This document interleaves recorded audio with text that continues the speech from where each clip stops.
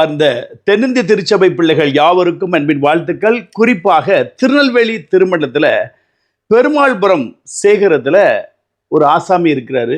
அவர் பேர் ஜெபராஜ். இவர் குருவானவரா இருக்கிறாரு.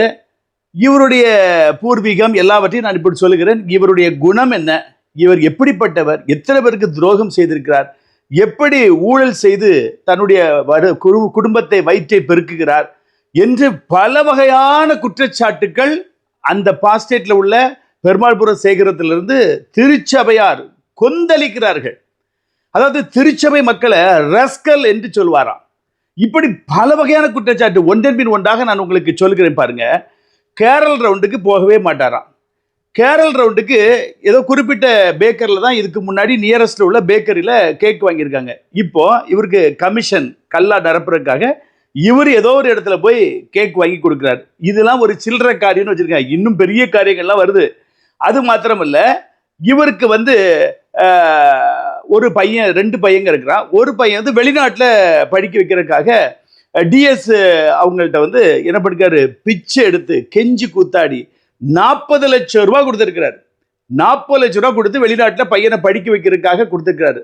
ஆனால் அவர்களுக்கு இழைத்தது துரோகம். அப்படி பேராயர் கூட சேர்ந்து நல்ல சிங்கி ஜக்கார சிங்கி அடிச்சு ஜால்ரா போட்டு தன் குடும்பத்தையும் தன் வயிற்றையும் பெருக்கி கள்ளத்தனமாக வேலை பார்க்கிறார். அது மாத்திரமல்ல, இவருக்கு டிஎஸ்க்கும் துரோகம் செய்திருக்கிறார். அது மாத்திரமல்ல, இவருடைய மகன் சாலை விபத்துல ரொம்ப சீரியஸா குத்துயிரா இருக்கும் பொழுது அந்த நேரமும் டிஎஸ் ஜெயசிங் அவர்கள் தான் என்ன பண்ணியிருக்கிறாரு, பணம் கொடுத்து அந்த பையனை காப்பாற்றி இருக்கிறார். அது மாத்திரமல்ல, ஒரு கல்யாணத்துக்கு தேவைக்கும் 2 பேரும் அண்ணன் தம்பி டிஎஸ்ல 2 அண்ணன் தம்பி 2 பேரும் பணம் கொடுத்து அவர்களை உதவி செய்திருக்கார். இவ்வளவு செய்தாலும் தனக்கு காரியம் முடிந்தவுடன் ஒரு உதையால் உதைத்து துரோகம் செய்தார். அதற்கப்புறம் இவங்க அட்மினிஸ்ட்ரேட்டிவ் கமிட்டி வந்த பிறகு அனிஷ் கூட போய் டெய்லி கிளாவி கொஞ்சி கூத்தாடி, ஏன்னா திரும்பவும் இதுல காலூண்டி நிற்க மாட்டோம் அல்லவா. அதாவது சிட்டிக்குள்ள ஒரு நாள் நிற்க முடியாது.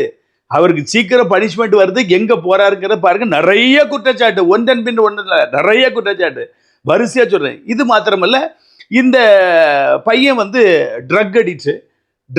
இந்த பையன் 2வது பையன் இவன் ஒரு தனியா என்ஜிஓ காலில் டக்கராமாலபுரத்தில் ஒரு வீடு எடுத்து இருந்திருக்கான். இவரோடு கூட இல்லை. அதற்கப்புறம் பர்னபாஸ் பேராயர் என்ன பண்றாரு, இவருக்கு ஒரு என்ன கொடுக்குறாரு, இது கேட்டகிஸ்டாக ஒரு உத்தரவு கொடுத்து இவருடைய ப்ரெஷர் தாங்க முடியாம அரோமா நகர்ல ஒரு சர்ச்சில் கொண்டு போட்டிருக்கிறாங்க. அங்கேயும் 6 மாதத்துல வெளியிட்டார். பிடிலாம் படிக்கல, ஏதோ டிகிரி முடிச்சிருக்கிறான், பிடி படிக்கவில்லை. ஆனா கேட்டகிஸ்டாக இவருடைய செல்வாக்குல போட்டிருக்காங்க. அதையும் விட்டு 6 மாதத்துல வெளியே வந்துட்டார். இப்போ இவங்க செய்யற தவறுகளை சுட்டி காட்டி கேட்கும் பொழுது திருச்சபை மக்கள் மீது கோபம் எரிச்சல் கொண்டு பழிவாங்கும் எண்ணத்தோடு செயல்பட்டு கொண்டிருக்கிறார். இங்கு ஆண்டனி என்று சொல்லி ஒரு 70 வயது நபர்.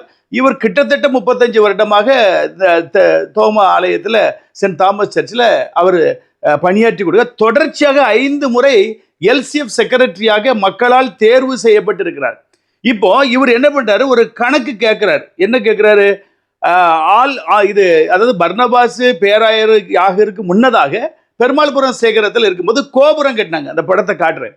இந்த கோபுரம் கட்டினதுக்கு 3.25 கோடி ரூபாய் வசூல் பண்ணியிருக்கிறாங்க. இந்த 3.25 கோடி வசூல் பண்ணி பர்னபாஸ் பேராயரும் கணக்கு முடிச்சுட்டு போல. அதற்கு பிறகு இவர் ஜெபராஜ் பொறுப்பெடுக்கிறாரு. இவர் பொறுப்பெடுத்த பிறகு இன்று வரை 2017 கோபுரம் கட்டினது 3.25 லட்சம் ரூபாய் வசூல் பண்ணியிருக்காங்க. யாரிடம் வசூல் பண்ணார்கள், எங்கிருந்து வந்தது, இன்னும் கணக்கு ஒப்படைக்கவில்லை. அப்ப இந்த கணக்கை இவர் எல்சிஎஃப் செக்ரட்டரி ஆண்டனி போய் கேட்கும் பொழுது இவருக்கு என்ன செய்கிறார், அடுத்தாப்புல இவர் எலெக்ஷன் நிற்க கூடாது என்பதற்காக, அதாவது 701 ஓட்டு எடுத்து வெற்றி பெற்றிருக்காரு. அதற்கு அடுத்த ரேங்க்ல உள்ளவங்க 564 ஓட்டு தான் இருக்காங்க. அவ்வளவு மக்கள் செல்வாக்குள்ள இந்த மனிதரை இவர் வேதனைப்படுத்தி சஞ்சலப்படுத்தி அடுத்த தேர்தலில் நிற்க கூடாது என்பதற்காக என்ன பண்ண, இவர் பாரம்பரியத்தில் பார்த்தீங்கன்னா கத்தோலிக்க மார்க்கத்திலிருந்து நம்ம சிஎஸ்ஐக்கு வந்திருக்கிறார்.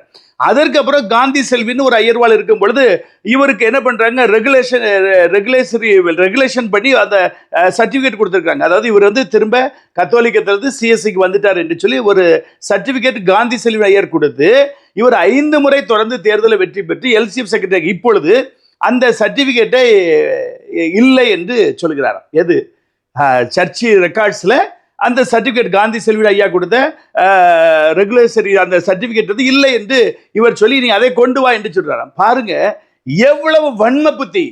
இவர் செய்யற ஊழலை தட்டி கேட்டால் ஒரு எல்சிஎஃப் செக்ரட்டரிக்கு கேட்கறதுக்கு உரிமை இருக்கிறது. ஆனால் இவருக்கு அதை கேட்கும் பொழுது இவரை நிறுத்தக்கூடாது என்று சொல்லி நான் சொல்கிறேன், தம்பி நீரே இந்த சிட்டிக்குள்ளே இருக்க முடியாது, மலங்காட்டில் கூட நாங்கள் போடுறோமா இல்லையான்னு பாருங்க. அதுக்கப்புறம் டிஎஸ் ஜெயசிங் அவர்கள் வந்தபோது அவங்க ஐயா அந்த அவருடைய மனைவி ஓடி போய் ஜெபராஜுடைய மனைவி ஓடி போய் ஐயா எப்படியாவது எங்க ஐயாவை அடுத்த பிஷப் ஆகுங்க. ஓஹோ இப்படிலாம் ஒரு கனவு இருக்குதா? உள்ளே சிட்டிக்குள்ளே இருக்க முடியாது. என்ன நடக்குது என்று பாருங்க. இது மாத்திரமல்ல, ஏகப்பட்ட ஊழல். அதுக்கப்புறம் என்ன பண்ணுங்க, இன்னொருத்தருக்கு ஒரு பழி வாங்கியிருக்கிறார். யாரு? வசந்தகுமார் என்று சொல்லி நாங்குநேரி பக்கத்தில் இருக்கிறாங்க. அவங்களுடைய மனைவி வந்து சக்கரமால்புரம் ஸ்கூல்ல ஆசிரியையா இருந்திருக்கிறாங்க. இவருடைய மனைவியும் அதே ஸ்கூல்ல ஹெச்எம், அதாவது 2 பேரை ஹெச்எம் இருக்காங்க. யார்? வேணாண்ணனை பிடிச்சி இவர் உள்ள வந்திருக்கிறாரு, இவருடைய மனைவி. ஆக 2 பேருடைய ஒரே வேலைக்கு 2 பேர் வேலை பார்த்தனால இவர் என்ன பண்ணியிருக்காரு, 3 வருடம் இவங்க வந்து வேலையை பார்க்க விடாம கவர்மெண்ட்னால தள்ளப்பட்டு 3 வருடம் வீட்டில் இருந்து அந்த 3 வருட சம்பளத்தையும் கிளைம் பண்ணி வாங்கின ஆசாமி தான் இந்த ஜெபராஜ். இப்ப பாருங்க, இந்த வசந்தகுமார் கண்ணீர் வடிக்கிறார். அவருடைய மனைவி ரிட்டையர்ட் ஆகி 4 வருஷம் ஆயிட்டான். 15 வருஷமா இந்த ஜெபராஜால என்ன செய்ய முடியல, சம்பளம் கிடைக்கவில்லை. இந்த சாபம் விடுமா? பிள்ளைகளை வாழ விடுமா? விடுமா? பாருங்க எவ்வளவு ஒரு வக்கன புத்தி உள்ள மனுஷன் பாருங்க. சாதாரண மனுஷன் கிடையாது. ஆனா இவருடைய பேக்ரவுண்ட் பாத்தீங்கன்னா ஒரு கோயில் குட்டியாருடைய மகன், பாளையங்கோட்டை கத்தியில கோயில் குட்டியாரு. இவர் ஏதோ பெரிய லார்டு லபக்தாஸ் மீது இவருக்கு ஒரு மிதப்பு. ஒரு கோயில் குட்டியார் மகன் ஒரு குறுக்கு வழியில எப்படியோ ஐயர்வாளா வந்துட்டு இன்னைக்கு மக்களை கொத்தடிமை. மிஸ்டர், மக்கள் கொடுக்கிற காணிக்கையில நீ வாழ்ந்துகிட்டு இருக்கா. நீ உன் மனைவி பிள்ளைகள் சோறு சாப்பிடுறது மக்கள் போடுற காணிக்கை. ஹவுஸ் விசிட் போறது கிடையாதான், பணக்காரங்க வீட்டுக்கு தான் போறாராம். 2 பேர் சம்பளம் வாங்க, காலேஜ் லெக்சரர் ப்ரொஃபஸரா இருப்பாங்க பாருங்க. இந்த மாதிரி பணக்காரங்க வீட்டுக்கு போய் 50,000 தான் சொல்லி ஒரே டார்ச்சர் பண்றாராம். எது? சர்ச்சுக்கு பின்னாடி ஒரு இடம் வாங்கணும் 50,000 கூட என்று சொல்லி. இதுக்கு எதுக்குமே ரிசீப்ட் கொடுக்க கிடையாது, எல்லாமே ஒரு வாயில போட்டுக்கிட்டாரு. இதற்கு கணக்கு ஒப்புவிக்கவில்லை. இப்போ அவங்க எரிச்சல் பண்றாங்க, நாங்க உற்சாகம் எல்லாங்க கொடுக்கணும், இவர் எதுக்கு வீட்டுக்கு வந்து டார்ச்சர் பண்றாரு, 50,000 கொடுன்னு இவர் எப்படி கேட்கலாம், நாங்கெல்லாம் உற்சாகமா கர்த்தருக்குன்னு கொடுக்கணும் என்று சொல்லி அவர்கள் வருத்தப்படுறாங்களாம். இப்போ அந்த பின்னாடி உள்ள பகுதியை பத்திரம் பிடிச்சிருக்காங்க, இது கவுன்சில் சேர்மன் என்று சொல்லி பத்திரம் பிடிச்சிருக்காங்க. ஆனா இன்னும் அதற்கு கணக்கு ஒப்புவிக்கவில்லை. அது மாத்திரமல்ல, 2007 வருஷம் நினைக்கிறேன், ஒரு சர்ச்சில் இது பண்ணிருக்காரு. அதாவது எல்சிஎஃப் காணிக்கை திருப்பி கொடுக்கவில்லை. அதாவது சிவந்திபுரத்தில் 2006 இந்த மனுஷன் ஊழல் செஞ்சிருக்கிறாரு. எல்சிஎஃப் காணிக்கை 38,000 ரூபாய். இந்த 38,000 ரூபாயை வாயில போட்டாரு. கணக்கு முடிக்கும் போது இவர் கணக்கு ஒப்படைக்கவில்லை. பிறகு அந்த நேரத்தில் லே செக்ரட்டரியா இருந்தவர் பிடிச்சி டார்ச்சர் பண்ணி எங்கேயாவது கடன் வாங்கி அந்த பணத்தை செட்டில் பண்ணிட்டு சொன்ன பிறகு அந்த 38,000 சங்க நெரிச்சு 38,000 வாங்கியிருக்காங்க. இன்னும் வரலாறு தொடர்ந்து கொண்டே இருக்கிறது. ஆக எக்லிசியான்னு சொல்லி ஒரு பத்திரிக்கை, மாத பத்திரிக்கை நம்ம பெருமாள்புரம் சர்ச்சில் இருந்து வெளியிடுறாங்க. இந்த பத்திரிக்கை நம்ம டைசன் பிரஸ்ல தானே அடிக்கணும். நல்லா புரிஞ்சுக்கிடுங்க. அநேக போதகர்கள், திருச்சபை மக்கள், குறிப்பாக பெருமாள்புரம் சேகரத்தில் உள்ள மக்கள் நீங்க கவனிங்க. நமக்கு என்று டைசன் பிரஸ், பெரிய பிரஸ் இருக்குது, பாளையங்கோட்டை மெயின் ரோட்ல இருக்குது.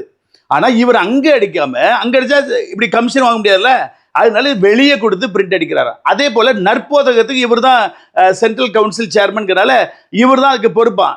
நற்போதகமும் வெளியே கொடுத்து அடிச்சிருக்கிறாரு. எவ்வளவு ஒரு வக்ரக புத்தி, எவ்வளவு ஈனப்புழக்கம்.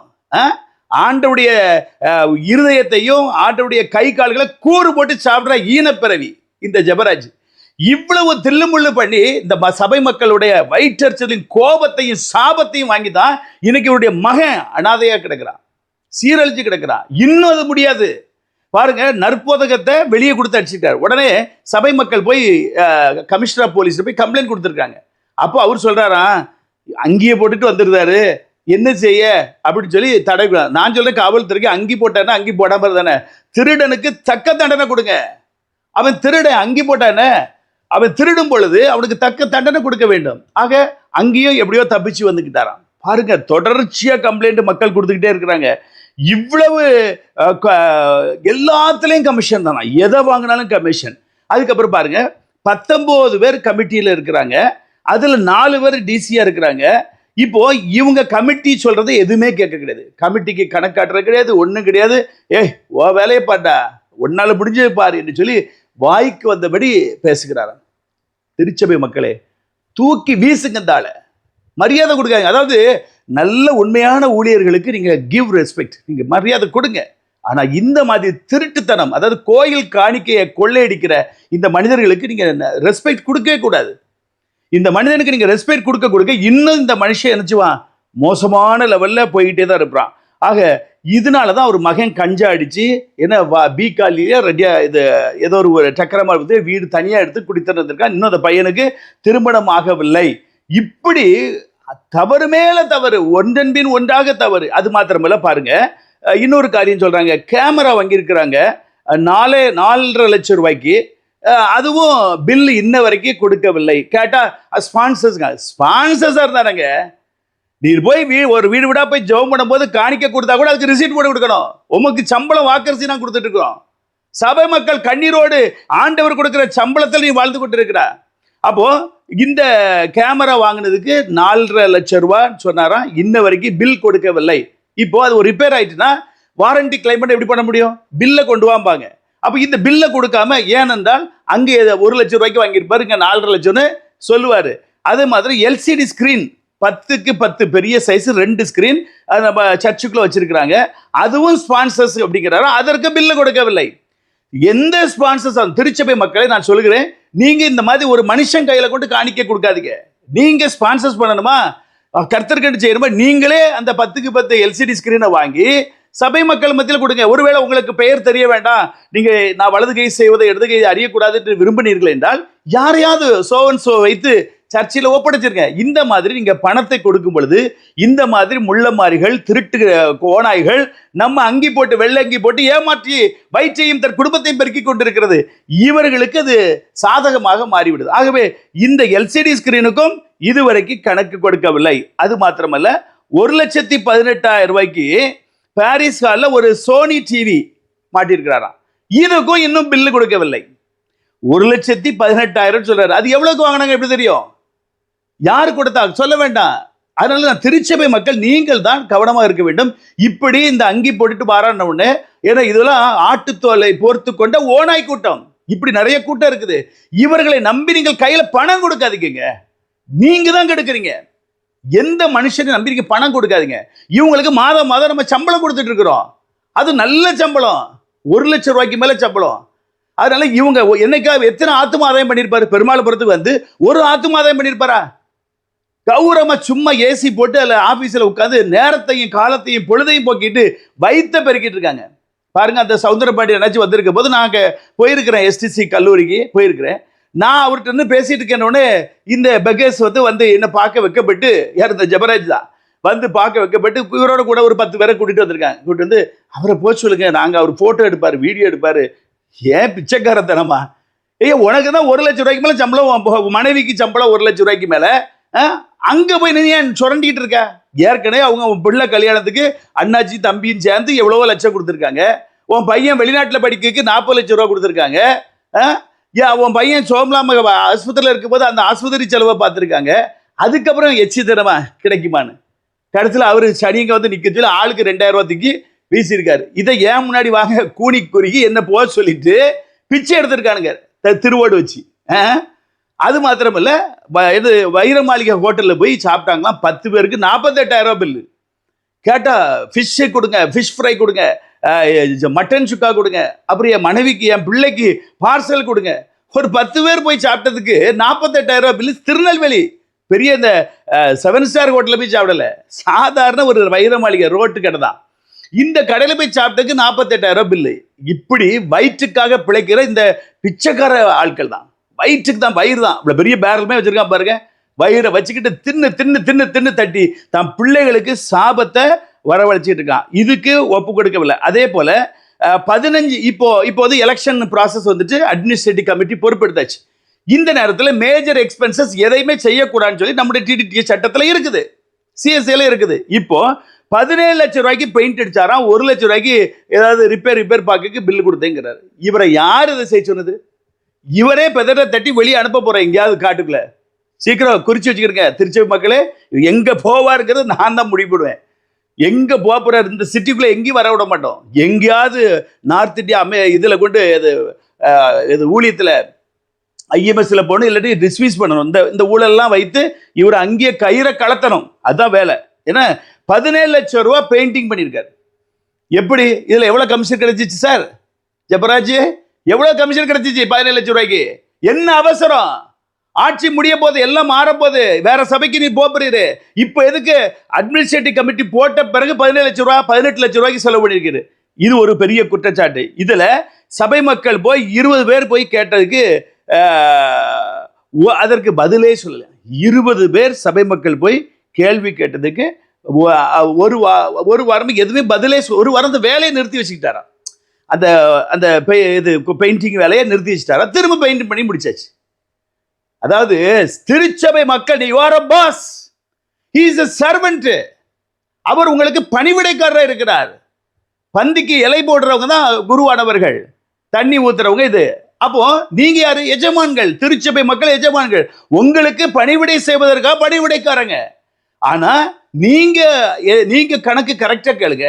அதாவது நான் சொல்றேன்ல, இது இந்த பெருமாள்புரத்துக்கு மாத்திரம் இல்ல, எல்லா திருச்சபை மக்களுக்கும் அக்கௌண்ட்ஸ் எல்லாம் நீங்க கரெக்டா பாருங்க. சர்ச் செக்ரட்டரி எதற்காக இருக்கிறீங்க? சர்ச் ட்ரெஷரர் எதற்காக இருக்கிறீங்க? கண்காணிக்கிறதுக்கு தான். இதுக்கு தான் மக்கள் ஓட்டு போட்டு உங்களை தேர்ந்தெடுக்கிறாங்க, மௌனியா வாயை பொத்திட்டு இருப்பதற்கு அல்ல. ஆகையினால இப்படிப்பட்ட ஒரு பழிவாங்க குணம். இன்னொரு காரியத்தை பாருங்க, பீமா ஜுவல்லரின்னு சொல்லி திருநெல்வேலி டவுன்ல ஒரு ஜுவல்லரி இருக்கு. 2022 ஆண்டு நியூ இயர் சர்வீஸோட இந்த பீமா ஜுவல்லரி போறவங்களுக்குலாம் ஒரு டோக்கன் கொடுத்துருக்கான் சபை சர்ச்சுக்கு. அவன் விளம்பரத்துக்கு பண்றான். ஆனா இவர் தனக்கு எவ்வளவு கமிஷன் பேசுறாங்கிறது பீமா ஜுவல்லரிட்ட கேட்டதான் தெரியும், எவ்வளவு கமிஷன் பேசினாருன்னு சொல்லி. அப்போ ஒரு புது வருட ஆராதனை, வாக்குத்தத்த ஆராதனையில ஆசீர்வாத ஜெபம் பண்ண முன்பதாக இந்த பீமா ஜுவல்லரி உள்ளே வந்து ஆல்டர் பக்கத்துல வந்து சீட்டு போட்டு குலுக்கல்ல பரிசு கொடுத்தாராம். எவ்வளவு பெரிய ஒரு தேவாலயத்தை கல்லர் கோயாக்கி இருக்காங்க. தான் வயிற்றுக்காக ஒரு புவா கொடுத்ததுக்காக இந்த மனுஷன் தேவனுடைய ஆலயத்தை சாபக்கீரமா நடத்தி இருக்கிறார். அது புது வருட ஆராதனை. அப்போ ஆசீர்வாத ஜெபம் சொல்வதற்கு முன்னதாக திருச்சபைக்குள்ள அந்த பீமா ஜுவல்லரிக்காரரை உள்ள விட்டு குழுக்கல்ல கிஃப்ட் கொடுத்து அந்த கம்பெனிக்கு, அந்த பீமா ஜுவல்லரிக்கு விளம்பரத்துக்காக பண்ணியிருக்கா. இவருக்கு அதுக்கு எத்தனை லட்சம் வாங்கினார் என்பது கடவுள் அறிவார். அப்படியே வரிசையா அதுக்கு கம்ப்ளைண்ட் கொடுத்துருக்கான். யாரு? இது எப்படி நீங்க வந்து திருச்சபையில போய் நீங்க இப்படி ஆசீர்வாத ஜெபம் கொடுத்து சபை முடிய முந்தி ஒரு பீமா ஜுவல்லரிக்காரனுக்கு போய் ஒரு குலுக்கல் சீட்டு நடத்துறீங்களே எப்படி என்று கேட்டதற்கு அந்த கம்ப்ளைண்ட் கொடுத்தவருடைய மகன் திருமண காரியம் வரும்பொழுது சர்ச்சில் உள்ள பாரிஸ் ஹால், அதாவது திருமண வைபவங்கள் நடத்துவதற்கு சர்ச்சு பக்கத்தில் ஒரு பாரிஸ் ஹால் இருக்கு. இந்த பாரிஸ் ஹாலை கொடுக்க மாட்டேன்னு சொன்னாரா? எங்க நீங்க அவ்வளவு பேர் சேர்ந்து இவனை வீட்டை விட்டு வெளியே பத்த விட்டோமா? எங்க திருச்சபை நாம் சொந்தமா பணம் போட்டு கட்டின பாரிஸ் ஹால் இது. இன்றைக்கு வேலைக்காரன் இன்றைக்கு இருப்பா, நாளைக்கு வெளியூருக்கு போயிடுவான் கூலிக்கார. இவன் எப்படி அந்த கல்யாணத்துக்கு பாரிஸ் ஹாலை கொடுக்க மாட்டேன்னு சொல்ல முடியும்? இந்த மாதிரி அராஜக பேருடைய முழு திருச்சபையும் சேர்ந்து அடிச்சு தூக்கி வீசுங்க. அது மாத்திரமல்ல, வருகிற தேர்தலில் தயவா நான் கேட்கிறேன், 4 டிசி தானங்க நம்மெல்லாம். நான் பாருங்க, சின்ன வயசுல இருந்து அந்த திருச்சபையில பாடுபட்டுவேன். 83ஆம் வருடத்திலிருந்து நான் அந்த திருச்சபைக்கு வந்துகிட்டு இருக்கிறேன். ஜார்ஜ் ஐயா இருந்தாரு, அதுக்கப்புறம் பட்ரிக் ஐயா இருந்தாரு. நாங்கெல்லாம் சேர்ந்து ஊழியத்துக்கு போயிருக்கோம், கிராம ஊழியத்துக்கு. குத்துக்கள், ஸ்ரீராமகுளம், எல்லா பக்கத்தும் காலேஜ் ரிட்டையர்டு ப்ரொஃபஸர் எல்லாம் சேர்ந்து வயசானவங்களா சைக்கிள் அழுத்தி போயிருக்கிறோம். இப்படி பாடுபட்டு உருவாக்குன திருச்சபை இந்த ஆசாமி வந்து கெடுத்துட்டு இருக்கிறான். அதற்கப்புறம் வேற யாரெல்லாம் தான் பாருங்க, காந்தி செல்வின் ஐயர் ரொம்ப தங்கமான ஐயர், சிம்சோன் சிகாமணி ஐயர் ரொம்ப ரொம்ப நல்ல தங்கமான Iyer, S Joseph Iyer Neil ஐயாவுடைய அப்பா, அவர் ரொம்ப நல்ல மனுஷர். இப்படி தேவ மனிதர்கள் அதிகமான நல்ல நல்ல ஐயர்மாரெல்லாம் இருந்த திருச்சபையை இந்த முள்ள மாதிரி ஒரு கோயில்குட்டியாருடைய மகன் வந்து எனக்கு இந்த திருச்சபையை கள்ளர் குகையாக்கி இருக்கான். எல்லாரும் வேதனைப்படுறாங்க, ஒருத்தர் அல்ல, அநேகரனோடு கூட பேசுறாங்க. அத்தனை பேரும் வேதனைப்படுறாங்க. திருச்சபை மக்களை ரஸ்கல் என்று சொல்லுவானா? அடா மனுஷா, நீங்களாம் என்ன, நீங்க சாப்பிடுறீங்களா, என்ன சாப்பிடுறீங்க, ஏங்க கேட்டுட்டு இருக்கீங்க? அவளை அடிச்சு வெளியே பார்த்துக்கங்க. ரஸ்கல் என்று சொல்றது உனக்கு யாருன்னு அதிகாரம் கொடுத்தது? திருச்சபை பிள்ளைகளை ரஸ்கல் என்று சொல்லுவிய நீ? திமுரு பிடிச்சவன். கர்த்தருடைய கோபாக்குன்னு சீக்கிரம் இறங்கி வரப்போது உடனே அந்த பையனுடைய யார் அந்த கம்ப்ளைண்ட் கொடுத்தவர், அதை பீமா ஜுவல்லரி ஏன் உள்ள விட்டீங்கன்னு கேட்டவருக்கு மகன் கல்யாணத்துக்கு அந்த பாரிஸ் காலை கொடுக்கல. இப்படி நல்ல தேவ மனிதர்கள் வாழ்ந்த இந்த திருச்சபையில இந்த கேடுகட்ட ஜெபராஜ் உள்ள வந்து திருச்சபையை கொலாப்ஸ் பண்ணிட்டான். யூத் பையங்களை நீ டெக்கரேஷனுக்கு வா என்று கூப்பிட்டா நாலந்த ஆள்கிட்டலாம் நான் வேலை பார்க்க மாட்டேன்னு சொல்லி இந்த பசங்கெல்லாம் உள்ளே வர மாட்டேங்கானா. ஒரு யூத் பசங்க கூட உன்னால அன்பா வைக்க முடியலையே. உடனே இவர் நினைச்சு வர டெக்கரேஷனுக்கு வெளியே இருந்து ஆளை கொண்டு வந்து அதுக்கு ஒரு பில்லு போட்டு கமிஷன் எடுத்து விடாராம். கிறிஸ்துமஸ்க்கு டெக்கரேஷன் பண்ணா நம்ம யூத் பிள்ளைங்க சின்ன பிள்ளைங்க வந்து டெக்கரேட் பண்ணுவாங்க. இந்த ஆள் மூஞ்ச கண்டு இந்த ஆளுடைய கேரக்டரை கண்டு ஒருத்தரும் உள்ள வர மாட்டேங்கிறானா. என்கிட்ட பேசுறதுங்க நாங்கெல்லாம் 50 வயசு 45 வயசு நாங்க ஏறி கிடந்து டெக்கரேஷன் பண்றோம், சின்ன பசங்க வர மாட்டேங்க. ஏன்னா இந்த ஆள் எல்லாத்தையும் மூஞ்ச காட்டுறாரு, எல்லாத்தையும் பெரிய ரவுடி மாதிரி ரஃபா நடத்துக்கிறாரு. அழிவு வந்துட்டு ஜெபராஜே, உனக்கு அழிவு வந்துட்டு, உன் பிள்ளைகளுக்கு அழிவு வந்துட்டு, அடுத்தவங்களுடைய கண்ணீரை நீ சாபமாக பெற்றுக்கொண்டிருக்கிறாய் பாரு. அந்த யார் அந்த இவர் வசந்தகுமார் அவருடைய மனைவி ரிட்டையர்ட் ஆகி 4 வருஷம் ஆயிட்டு. 15 வருஷமா வேலை பார்த்ததுக்கு சம்பளம் இல்லை. உன் மனைவி வீட்டுல 3 வருஷம் வேலை பார்க்காம வெட்டியா இருந்துட்டு அந்த 3 வருஷத்துக்கு சேர்த்து சம்பளத்தை வாங்கி நீ வயிற்ற பெருக்கியிருக்கா. இது சாபம், இது உனக்கு சாபம், உன் பிள்ளைகளுக்கு சாபம். இது பழிக்குமா இல்லைன்னு பாரு. 15 வருஷமா வேலை பார்த்துட்டு சம்பளம் இல்லாம இருக்கிறாங்க. உன் மனைவி 3 வருஷம் வீட்டுல உட்கார்ந்து நல்லா தின்னுட்டு அதுக்கும் சேர்த்து சம்பளத்தை வாங்கிட்டு இருக்கா. இது விளங்குமா? கர்த்தருடைய சாபம் உனக்கு நேராக வந்து கொண்டிருக்கிறது. சீக்கிரத்துல ஏற்கனவே உன் பையன் குடிகாரனா கஞ்சா அடிச்சிட்டு இருக்கான். அன்னைக்கு அகால மரணம் அடைய வேண்டியது சாலை விபத்துல, எப்படியோ தப்பிச்சிருக்கான். இன்னும் நீ அழிவை சம்பாதித்துக் கொண்டிருக்கிறாய், இன்னும் நீ அழிவை சம்பாதிச்சு கொண்டிருக்கிறாய், இன்னும் அழிவை நீ சம்பாதிச்சு கொடுக்க. தேவனுடைய கோபாக்கனை இப்பொழுது உனக்கு உன் குடும்பத்துக்கு இறங்கி வருகிறது.